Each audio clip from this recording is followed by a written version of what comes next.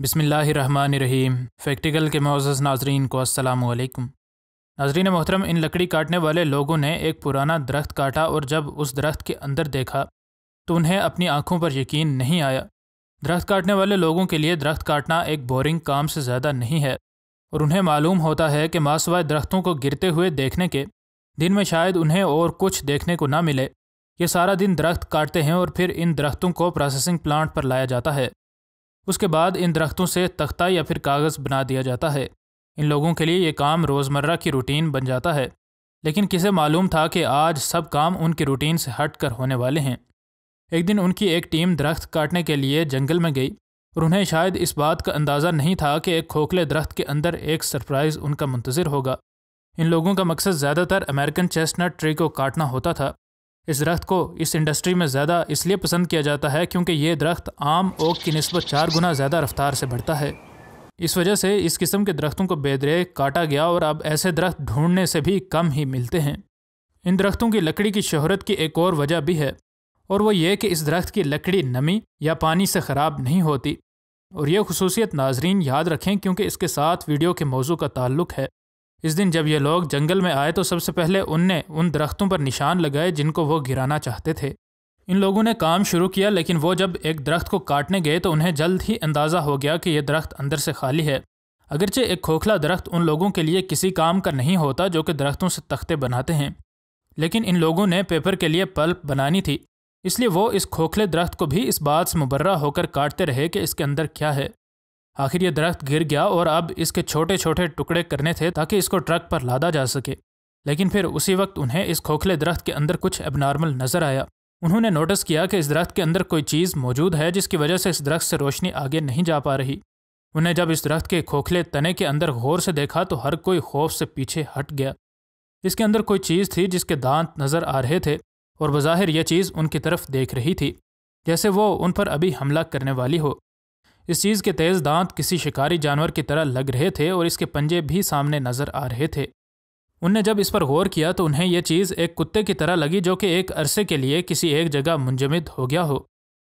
ان لوگوں کو اس بارے میں کوئی بات نہیں سوچ رہی تھی کہ آخر کیسے ایک کتا اس درخت کے خالی تنے کے اندر آ گیا تھا، اور کیوں یہ اتنا خوفناک نظر آ رہا تھا۔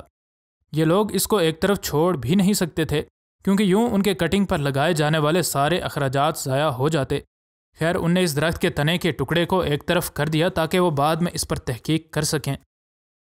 اس وقت تو ان لوگوں نے اس کو ایک طرف کر دیا تاکہ وہ بعد میں اس پر تحقیق کر سکیں، لیکن یہ لوگ اس پر بعد میں بھی تحقیق کر کے کچھ حاصل نہ کر سکے کیونکہ انہیں اس بارے میں پتہ نہیں چل سکا کہ ایک کتا اس درخت کے تنے کے اندر آخر کیسے آ گیا تھا، اور کیسے اس کی لاش وقت گزرنے کے ساتھ خراب نہ ہوئی اور اتنی اچھی طرح پریزرو تھی۔ چونکہ ان لوگوں کا یہ کاروبار تھا اس لیے ان نے اس کو بھلا کر اپنے کام پر توجہ دینا شروع کر دی۔ اس واقعے کے تقریباً 1 سال بعد اس علاقے میں ایک عجائب گھر کھلا جس میں خاص طور پر جنگلات اور لکڑی سے جڑے نمونے رکھے جانے تھے۔ ان لوگوں کو جب اس میوزیم کے بارے میں پتہ چلا تو ان لوگوں نے فوراً سے اس کھوکھلے درخت اور اس میں موجود حنوط شدہ کتے کو ان کے حوالے کرنے کا فیصلہ کیا تاکہ وہ اس پر تحقیق کر کے اس پراسرار معمے کو حل کر سکیں۔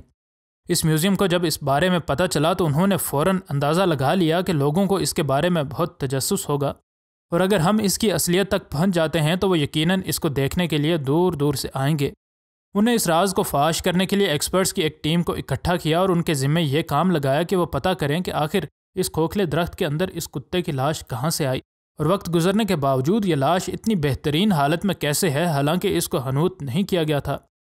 آخر ایک بایولوجیکل اینتھروپولوجسٹ نے یہ جواب نکالا کہ چونکہ چیسٹنٹ کے درخت کی لکڑی پانی اور نمی میں خراب نہیں ہوتی، اس لیے اس کتے کی لاش بھی اس درخت کے اندر خراب نہیں ہوئی، اور اس کی وجہ یہ ہے کہ اس درخت کی لکڑی موئسچر کو ایبزارب کر لیتی ہے، اور یوں اس کتے کی لاش تک نمی نہیں پہنچ سکی، اور اس وجہ سے اس کی لاش کو کھانے والے مائکروبز بھی اس درخت کے اندر پرورش نہ پا سکے، اور یوں یہ لاش قدرتی طور پر حنوط ہو گئی۔